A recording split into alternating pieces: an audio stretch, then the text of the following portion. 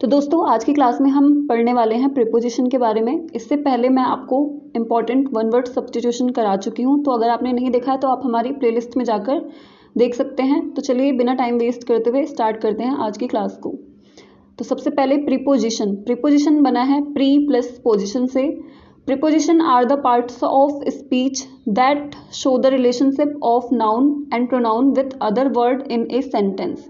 तो प्रीपोजिशन क्या है? Preposition are the parts of speech, parts of speech है दैट शो द रिलेशनशिप, जो रिलेशनशिप दिखाता है ऑफ नाउन एंड प्रोनाउन का। ठीक है, नाउन एंड प्रोनाउन का दिखाता है किसके साथ? With other word in a sentence, मतलब सेंटेंस में नाउन और प्रोनाउन का रिलेशनशिप जो अदर वर्ड्स के साथ है वो कौन शो करता है? तो वो करता है प्रीपोजिशन। ठीक है, जैसे in, on, at, before, after, by, from और भी बहुत सारे प्रीपोजिशन है। ठीक है, तो प्रीपोजिशन का काम है नाउन और प्रोनाउन का अदर वर्ड्स के साथ रिलेशनशिप बताना। अब इसके बाद है टाइप्स ऑफ प्रीपोजिशन। प्रीपोजिशन के कितने प्रकार होते हैं? तो there are two types of preposition. Preposition के दो टाइप होते हैं, simple preposition and compound preposition. तो सिंपल प्रीपोजिशन क्या है? Simple preposition is a single word that show the relationship between two parts of a sentence और phrases. मतलब जितने भी जो भी सिंपल प्रीपोजिशन है, जैसे इन हो गया, of, at, to, for, by, into, till, up, over, under, down, over, from, ठीक है, विथ हो गया। तो ये सारे सिंपल प्रीपोजिशन हैं जितने भी सिंगल वर्ड वाले हो गए। इसके बाद कंपाउंड प्रीपोजिशन क्या होते हैं? तो compound preposition is a preposition that has two और मोर प्रीपोजिशनल वर्ड्स, मतलब कि जिसमें दो या फिर दो से ज़्यादा प्रीपोजिशनल वर्ड्स हों। ठीक है, तो उनको बोलते हैं कंपाउंड। ठीक, जैसे अकॉर्डिंग टू, अब इसमें अकॉर्डिंग भी है और टू भी है, दो प्रीपोजिशन है, तो ये क्या हो गया? कंपाउंड प्रीपोजिशन हो गया। ऐसे ही इसके बाद ड्यू टू, ड्यू भी हो गया, टू भी हो गया, इंस्टेड भी हो गया, ऑफ, ये दोनों एक साथ यूज हो रहे हैं, तो ये कंपाउंड प्रीपोजिशन हो गए। इसके बाद इसमें कुछ फिक्स प्रीपोजिशन भी होते हैं जिसको हम नेक्स्ट क्लास में पढ़ेंगे। आज हम पढ़ेंगे ओनली सिंपल प्रीपोजिशन के बारे में। अब सवाल यह है कि एग्जाम में क्वेश्चन किस तरीके से पूछे जाएंगे। तो क्वेश्चन पूछे जाएंगे, जैसे आपको यहाँ पे क्वेश्चन दे दिया जाएगा कि alcohol is injurious dash to dash health. ठीक है, कि जो शराब है वो स्वास्थ्य के लिए हानिकारक है, और ये काफ़ी जगह लिखा हुआ भी होता है, आपको पता होगा। तो इसमें चार ऑप्शन आपको दिए गए हैं, ऑफ, बाय, टू और फोर। आपको बताना है कि इन चारों में से इस फिलअप की जगह क्या आएगा, और वही आपका करेक्ट आंसर होगा। तो अल्कोहल इज इंजरियस के साथ हमेशा किसका यूज होता है? टू। ठीक है, टू हेल्थ। ठीक है, शराब जो है वो स्वास्थ्य के लिए हानिकारक है, तो टू आपका करेक्ट आंसर हो जाएगा। तो इस तरीके से आपसे एग्जाम में क्वेश्चन पूछे जाएंगे। तो आपको प्रीपोजिशन की डेफिनेशन रटनी नहीं है, बल्कि आपको उसके रूल्स पता होने चाहिए कि किसके साथ कौन सी प्रीपोजिशन का यूज होगा। ठीक है, ऑफ का यूज कहाँ होता है, बाय का कहाँ होता है, टू का कहाँ होता है, फोर का कहाँ होता है। तो ये सारी चीजें अगर आपको पता होंगी तो आप आराम से क्वेश्चन कर पाएंगे। नेक्स्ट आगे देखते हैं। आगे है यूजेस ऑफ प्रीपोजिशन। प्रीपोजिशन का प्रयोग कहाँ कहाँ होता है?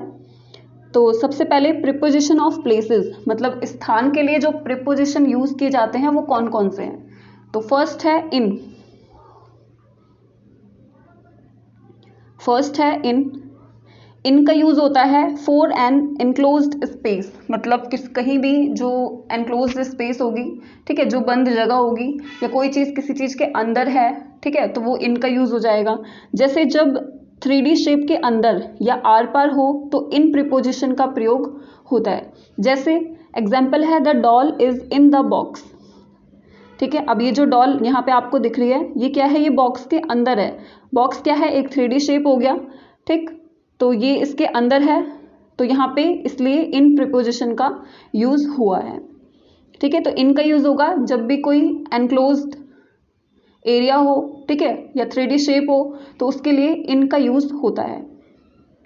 नेक्स्ट इसके बाद है एट। एट प्रीपोजिशन का भी प्लेसेस के लिए यूज किया जाता है। तो एट का यूज कहाँ होगा? तो एट प्रीपोजिशन का यूज होता है फॉर ए पॉइंट, किसी भी पॉइंट के लिए होता है, या किसी भी हम बोले कि स्पेसिफाइड चीज़ हो या कोई भी पर्टिकुलर चीज़ हो तो उसके लिए एट का यूज होता है। जैसे स्पेसिफाइड जगह के लिए एट प्रीपोजिशन का प्रयोग होगा। जैसे example, someone is knocking at the door.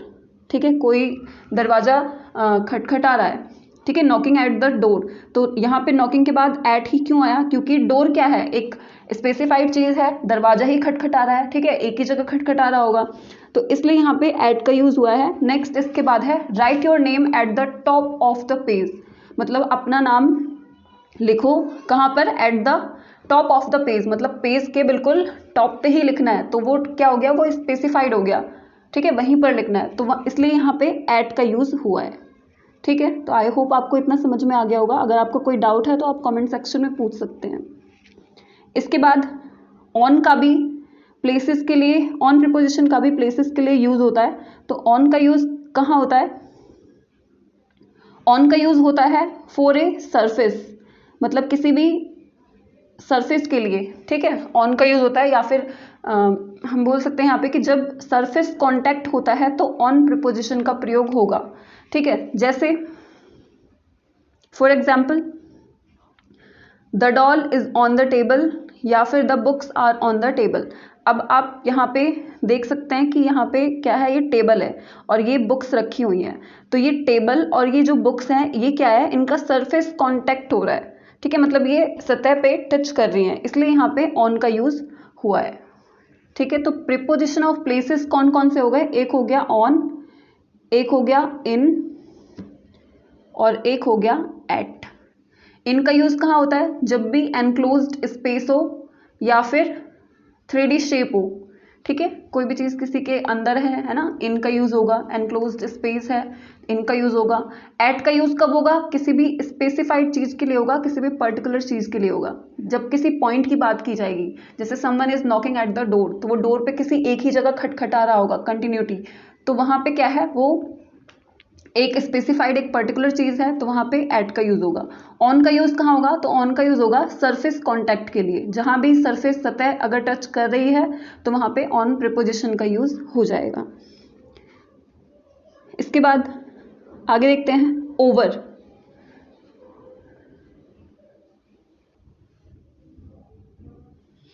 इसके बाद है ओवर। तो ओवर का यूज़ होता है for not a surface touching, जहाँ पे सरफेस टचिंग ना हो, ठीक है, सरफेस कांटेक्ट ना हो, वहाँ पे ओवर प्रीपोजिशन का यूज़ होता है। और सरफेस टचिंग के लिए ऑन प्रीपोजिशन का होता है, यह भी मैंने आपको बताया है। जैसे एग्जाम्पल है the ball is over the box. अच्छा, एक होता है ओवर और एक होता है अबव, ठीक है, एक ओवर होता है और एक अबव होता है। तो ओवर में क्या होता है, ये नोट करने वाला पॉइंट है कि ओवर में वर्टिकल गैप घटता बढ़ता रहता है, जबकि अबव में फिक्स स्टैंडर्ड से हम मेज़र करते हैं, ठीक है। अबव का मतलब भी ऊपर और ओवर का मतलब भी क्या होता है, ऊपर होता है। पर ओवर में क्या होगा कि वर्टिकल गैप जो है वो घटता बढ़ता रहेगा, जबकि अबव में एक फिक्स स्टैंडर्ड से मेज़र करते हैं, इसमें गैप घटेगा बढ़ेगा नहीं बल्कि फिक्स रहेगा। जैसे देखते हैं यहाँ पे,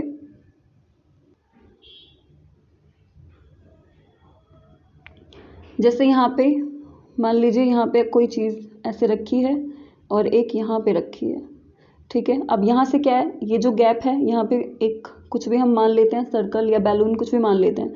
अब इसकी जो ऊंचाई है ये कभी उड़ रहा है, कभी घट रहा है, कभी बढ़ रहा है, कभी गैप घट गया, फिर कभी बढ़ गया, ठीक है। तो अगर ये घट बढ़ रहा है तो ये क्या हो जाएगा, ओवर, तब बोलेंगे ओवर।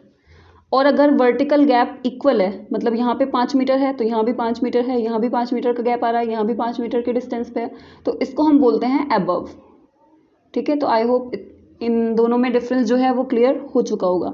इसके बाद नेक्स्ट आगे देखते हैं, ओवर में वर्टिकल गैप घटता बढ़ता रहता है, जबकि अबव में क्या होगा, फिक्स होगा। जैसे the ball is over the box, जो बॉल है यहाँ पे, जो बॉल है वो क्या है, ओवर द बॉक्स है, मतलब बॉल कभी नीचे होगी, ठीक है, कभी कम डिस्टेंस पे होगी, कभी ज़्यादा पे भी हो सकती है, कुछ भी हो सकता है, ठीक है। पर अबव में क्या होता है, फिक्स स्टैंडर्ड से मेजर करते हैं। जैसे Mount Everest is situated 8848 metre above the land, जो माउंट एवरेस्ट है वो जमीन से कितनी ऊंचाई पर है, 8848 मीटर, मतलब ये जो डिस्टेंस है ये फिक्स्ड है, इसलिए यहाँ पे अबव का यूज़ किया गया है, ठीक है। और यहाँ पे जो बॉल की जो डिस्टेंस है, जो ऊंचाई है वो फिक्स नहीं है, इसलिए यहाँ पे ओवर का यूज़ किया गया है। तो आई होप इतना क्लियर हो चुका होगा। नेक्स्ट आगे देखते हैं, जैसे जैसे अबव और ओवर था, वैसे ही बिलो और अंडर है। बिलो का मतलब भी होता है नीचे और अंडर का मतलब भी होता है नीचे। पर बिलो क्या होता है? फिक्स्ड डेप्थ स्टैंडर्ड, मतलब अब नीचे की तरफ होगा पर वो क्या होगा, जो उसकी गहराई होगी है ना, जो उसका डिस्टेंस होगा वो फिक्स होगा। और अंडर क्या होता है? अंडर में होता है कि वर्टिकल गैप जो होगा वो नॉट फिक्स्ड होगा, फिक्स नहीं होगा। ठीक है, जैसे please don't write below the line, कृपया करके लाइन के नीचे है ना लिखें। तो अब यहाँ पे एक लाइन दी गई है, ये एक फिक्स है, ठीक है, फिक्स है ये लाइन। अब इसके नीचे नहीं लिखना है, तो ये क्या हो गया? बिलो द लाइन, ठीक है, लाइन के नीचे। अब यहाँ पे है second example, she was standing under a tree, वो एक पेड़ के नीचे खड़ी है। तो अब यहाँ पे एक पेड़ हो गया, वो उसके नीचे खड़ी है, तो जरूरी थोड़ी है कि कभी बैठेगी, कभी खड़ी रहेगी, कभी यहाँ खड़ी होगी, कभी वहाँ खड़ी होगी। तो उसकी जो वर्टिकल गैप है वो क्या होगा? नॉट फिक्स होगा, इसलिए यहाँ पे बिलो की जगह अंडर का यूज हुआ है। ठीक है, तो बिलो और अंडर दोनों का मतलब नीचे के लिए यूज होता है, पर बिलो में क्या होगा? फिक्स्ड डेप्थ स्टैंडर्ड होगा, जबकि वर्टिकल गैप फिक्स होगा, जबकि अंडर में क्या होगा? वर्टिकल गैप नॉट फिक्स्ड होगा। नेक्स्ट है there is a cat under the table, यहाँ भी जो कैट है, जो बिल्ली है, वो टेबल के नीचे है। ठीक है, तो उसकी भी जो वर्टिकल गैप होगी, ठीक है, जो डेप्थ स्टैंडर्ड होगा वो क्या होगा? वो फिक्स नहीं होगा। ठीक है, नेक्स्ट है the river is flowing below 50 metre, नदी जो है 50 मीटर से क्या है? नीचे बह रही है। ठीक है, तो यहाँ पे एक लाइन है 50 मीटर फिक्स है, उससे नीचे बह रही है, इसलिए यहाँ पे अंडर की जगह बिलो का यूज हुआ है। तो आई होप इतना क्लियर हो गया होगा। अगर नहीं हुआ है तो आप कमेंट सेक्शन में अपने डाउट्स पूछ सकते हैं। यहाँ पे आपको ये कुछ टेबल के थ्रू पिक्चर्स दिए गए हैं। प्रीपोजिशन ऑफ प्लेसेस, जैसे प्रीपोजिशन ऑफ प्लेसेस के दे रखे हैं यहाँ पे। इन, जैसे the cat in the box, ये जो बॉक्स है ये क्या है? 3D शेप है और बिल्ली इसके अंदर बैठी हुई है, तो इन द बॉक्स। अब जैसे ये टेबल है और ये बुक है, ठीक है, तो ये इनका क्या है? सरफेस टचिंग हो रहा है, सरफेस कांटेक्ट है, इसलिए यहाँ पे ऑन का यूज हुआ सरफेस कांटेक्ट के लिए। अब जो ये बॉक्स है और ये जो ऊपर पक्षी दिख रहा है, ये क्या, इसके लिए क्या यूज हुआ है? अबव। ठीक है, अब ये जो लड़की है अंडर द टेबल नीचे बैठी हुई है, तो वर्टिकल गैप फिक्स नहीं है, ठीक है, थोड़ा नीचे झुक सकती है, थोड़ा और ऊपर उठ सकती है, ठीक, तो इसके लिए अंडर का यूज हुआ है। अब जैसे दो चीज़ों के बीच में अगर कोई चीज़ रखी है तो उसके लिए हम क्या यूज करते हैं? बिटवीन। ठीक है, अब ये बॉक्स है और ये जो बिल्ली है ये इसके पीछे है, तो पीछे के लिए क्या यूज हुआ है? बिहाइंड। ठीक है, अब यहाँ पे ये दो पक्षी हैं, ठीक है, अब ये क्या है? ये एक दूसरे के अपोजिट खड़े हुए हैं, बीच में नदी जा रही है, एक दूसरे के बिल्कुल क्या है? विपरीत हैं। अब ये साइकिल है और ये घर है, तो ये साइकिल कहाँ पे है? बिल्कुल घर के सामने है, तो उसके लिए सामने के लिए क्या यूज हुआ है? In front of. ठीक, इसके बाद प्रीपोजिशन ऑफ प्लेसेस यहाँ पे हमारा कंप्लीट हुआ। इसके बाद आगे है प्रीपोजिशन ऑफ टाइम, मतलब टाइम के लिए कौन कौन सी प्रीपोजिशन यूज की जाती हैं। ठीक है, तो टाइम के लिए भी सेम एट, ऑन और इनका यूज किया जाता है। जैसे यहाँ पे एट है, एट का यूज होता है फॉर जीरो ड्यूरेशन, मतलब जीरो ड्यूरेशन के लिए बिल्कुल भी अगर समय नहीं है तो उसके लिए क्या यूज होगा? एट प्रीपोजिशन का यूज होता है। जैसे एट 7:30 AM, मतलब बिल्कुल एक फिक्स्ड स्पेसिफाइड पर्टिकुलर है, ठीक है, बिल्कुल भी टाइम नहीं है, 7:30 बजे ही होगा, तो एट 7:30 AM। एट सनराइज मतलब सूर्योदय के समय, बिल्कुल फिक्स, ठीक है, एट सनसेट, एट प्रेजेंट। ऐसे ही ऑन, ऑन का यूज कहाँ होता है? अगर मतलब अप्रोक्स थोड़ा टाइम में दूरी है ना, थोड़ा अगर देर का समय है, जैसे 24 घंटे का अगर समय है, ठीक है, या कोई भी फिक्स टाइम है, तो उसके लिए ऑन प्रीपोजिशन का यूज होता है। जैसे on Monday, on 2 October, on Holi, on his birthday, on Diwali. ठीक है, मतलब कोई भी क्या है? फिक्स टाइम है कि इसी दिन होना है, तो वहाँ पे ऑन प्रीपोजिशन का यूज होगा। और इन प्रीपोजिशन का यूज होता है लॉन्ग और अनफिक्स ड्यूरेशन। ठीक है, मतलब बहुत लंबा समय है और अनफिक्स्ड है, बिल्कुल भी फिक्स नहीं है, ठीक है, हो कुछ भी हो सकता है। जैसे इन 3 मंथ्स, मतलब 3 महीनों में, पर हमें नहीं पता कि वो 3 महीने कौन से हैं, इसलिए यहाँ पे इन प्रीपोजिशन का यूज हुआ है। इन 24 आवर्स, ठीक है, इन 10 days, in 2 weeks, in few weeks, ठीक है, वहाँ पे इनका यूज होगा। तो एट का यूज कब होता है? जब बिल्कुल भी हमारे पास टाइम नहीं हो, ठीक है। और टाइमिंग की बिल्कुल बात की जाए, ऑन का यूज होगा जब 24 घंटे का टाइम हो, थोड़ा ड्यूरेशन थोड़ा सा ज़्यादा हो। और इनका यूज होगा जब बिल्कुल भी अनफिक्स टाइम हो या फिर बहुत लंबा टाइम हो। तो वहाँ पे इन प्रीपोजिशन का यूज़ होता है। जैसे अब आपको यहाँ पे फिल करके बताना है कि इनमें क्या आएगा। ठीक है, I will complete my work dash 2 days। ठीक है, तो यहाँ पे क्या क्या आएगा, इन आएगा, ऑन आएगा या फिर एट आएगा। मैं अपना काम जो है 2 दिन में कर लूँगा, पर वो 2 दिन कौन से हैं ये हमें नहीं पता। ठीक है, तो यहाँ पे यूज़ होगा इन का। I will complete my work in 2 days।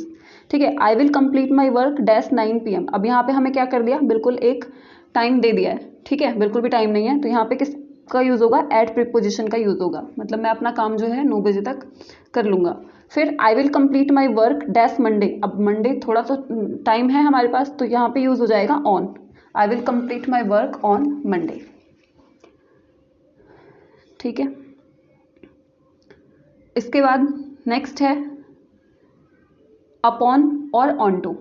ठीक है, अपॉन का यूज़ होता है इन जनरल, मतलब किसी भी सामान्य केस में हम अपॉन का यूज़ कर देंगे। और ऑन टू का यूज़ होता है बहुत ही स्पेसिफाइड चीज़ के लिए ऑन टू का यूज़ करेंगे। जैसे एग्जाम्पल के थ्रू ज़्यादा अच्छे से समझ में आएगा। जैसे the tiger jumped upon the baby elephant, मतलब टाइगर ने जंप किया किसके ऊपर, बेबी एलिफेंट के ऊपर। ठीक है, एलिफेंट का जो बेबी था, मतलब जो बच्चा था, उस पर टाइगर ने, चीते ने जंप किया, कूदा। ठीक है, नेक्स्ट, तो ये तो जनरल केस में हमने बोल दिया। अब यहाँ पे स्पेसिफाइड करके क्या बोला गया है कि the tiger jumped on to the head of the baby elephant. ठीक है, मतलब टाइगर कूदा पर कहाँ पर, head of the baby elephant, मतलब जो बेबी एलिफेंट है उसके हेड पर। ठीक है, तो यहाँ पे स्पेसिफाइड कर दिया गया है किसको, हेड को। ठीक है, तो यहाँ पे ऑन टू का यूज़ हुआ है और यहाँ पे जनरल केस में अपॉन का यूज़ हुआ है। नेक्स्ट आगे देखते हैं, फ्रॉम और टू, दो प्रीपोजिशन। तो यहाँ पे फ्रॉम प्रीपोजिशन का यूज़ होता है ओरिजिन, मतलब जहाँ से हम चलते हैं वो हो गया हमारा ओरिजिन। ठीक है, वहाँ के लिए यूज़ होगा फ्रॉम। और टू जहाँ हमें पहुँचना है, यानी कि जो हमारा डेस्टिनेशन है।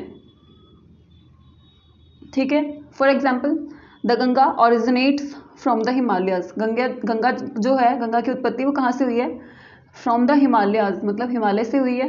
ठीक है, तो ओरिजिन के लिए क्या आया, फ्रॉम। अब नेक्स्ट है he is travelling from Bhopal to Indore, मतलब वह यात्रा कर रहा है कहाँ से कहाँ तक, तो भोपाल से लेके इंदौर तक। तो भोपाल से निकल रहा है, तो भोपाल के आगे फ्रॉम प्रीपोजिशन का यूज़ हुआ है। और कहाँ तक जाएगा, इंदौर, तो इंदौर के आगे टू प्रीपोजिशन का यूज़ हुआ है। ठीक है, नेक्स्ट इसके बाद है मोड ऑफ ट्रांसपोर्ट। ट्रांसपोर्ट के लिए हम कौन कौन से प्रीपोजिशन यूज़ करते हैं, ये भी बहुत इंपॉर्टेंट है। तो मोड ऑफ ट्रांसपोर्ट के लिए बाय, इन, ऑन, इन सब चीज़ों का प्रयोग होता है, इन सब प्रीपोजिशन का प्रयोग होता है। तो ट्रांसपोर्ट के लिए बाय, इन, ऑन का यूज़ होता है। अब ये नोट करने वाला पॉइंट है कि बाय के आगे डायरेक्ट ट्रांसपोर्ट आएगा और वो भी सिंगुलर आएगा। ठीक है, बाय के आगे हम कुछ भी आर्टिकल का यूज़ नहीं करते हैं। जैसे बाय ए कार, ये गलत हो जाएगा बिल्कुल। बाय कार्स, ये भी गलत हो जाएगा। बाय कार बिल्कुल ठीक है, मतलब जो भी हमारा ट्रांसपोर्ट है, कार है, बस है या कुछ भी है, तो उसके पहले ओनली बाय का यूज़ होगा। ठीक है, नेक्स्ट इसके बाद है ट्रांसपोर्ट कौन कौन से होते हैं। तो यहाँ पे आपको नोट करने वाले पॉइंट मिल गए हैं कि ऑटो रिक्शा हो गया, कार, मोपेड, बाइसिकल, मोटरसाइकिल, इनके साथ किसका यूज़ होगा, तो इनका यूज़ होगा। ठीक है, इसके अलावा बस, ट्रेन, कैब, जीप, टैक्सी, इनके साथ ऑन का यूज़ होगा। और जितने भी टू व्हीलर्स हैं, जैसे स्कूटर हो गया, स्कूटी हो गई, प्लेन हो गया, शिप, ट्रक, इनके साथ, या जितने भी भारी वाहन हो गए, जैसे ट्रक हो गया, ठीक है, शिप हो गई, तो इनके साथ ऑन प्रीपोजिशन का प्रयोग होता है। नेक्स्ट इसके बाद है सिंस और फोर। तो सिंस और फोर आपने पढ़ा होगा, प्रेजेंट परफेक्ट कंटिन्यूअस टेंस में पढ़ा होगा। ठीक है, तो सिंस और फोर का यूज़, सिंस का यूज़ होता है पॉइंट ऑफ टाइम, जैसे 8 PM, बिल्कुल एकदम एग्जैक्ट टाइम दे दे तो वहाँ पे सिंस का यूज़ होता है। जैसे he has been singing this song for 30 minutes। अच्छा, ये 4 का एग्जाम्पल आ गया, ये एग्जाम्पल इसका है। ठीक है, यहाँ पे देखते हैं, it has been raining here since 26 October 2024। मतलब यहाँ पे बारिश हो रही है कब से, 26 अक्टूबर 2024 से जो है लगातार बारिश हो रही है। तो यहाँ पे एक फिक्स टाइम दिया गया है, इसलिए यहाँ पे सिंस का यूज़ हुआ है। ठीक है, इसके बाद नेक्स्ट फोर का यूज़ कहाँ होता है, तो फोर का यूज़ होता है ड्यूरेशन के लिए होता है। जैसे 2 घंटे दे दिए, 10 मिनट दे दिए, मतलब अनफिक्स्ड हो, ठीक है। जैसे he has been singing for this song for 30 minutes, वो 30 मिनट से जो है यह गाना गा रहा है। अब वो 30 मिनट हमें नहीं पता कब के हैं, ठीक है, तो वहाँ उसके लिए फोर का यूज़ किया जाएगा। इसके बाद बिफोर का यूज़ होता है अर्लियर देन टाइम, मतलब बिफोर का मतलब क्या होता है पहले, और आफ्टर का मतलब क्या होता है ए लेटर टाइम देन, मतलब कोई चीज़ के बाद में, ठीक है। तो बिफोर और आफ्टर ये हो गया। इसके बाद आप ये चार्ट के थ्रू देख सकते हैं कुछ प्रीपोजिशन, जैसे in the morning, in the afternoon, in the evening, in January, in April, on Monday, on Wednesday, on Sunday, ठीक है, at 8:30 AM, at 12 o'clock, at 6 PM, at midday, at midnight, ठीक। तो यहाँ पे आप ये इनको रीड कर सकते हैं। और वीडियो अच्छी लगी तो लाइक शेयर कर लें और चैनल को सब्सक्राइब जरूर कर लें। मिलते हैं नेक्स्ट क्लास में जिसमें हम प्रैक्टिस क्वेश्चन करेंगे प्रीपोजिशन के, ठीक है, या फिर उसमें कुछ फिक्स प्रीपोजिशन के बारे में पढ़ेंगे जो कि एग्ज़ाम के पॉइंट ऑफ व्यू के लिए बहुत ही इंपॉर्टेंट है।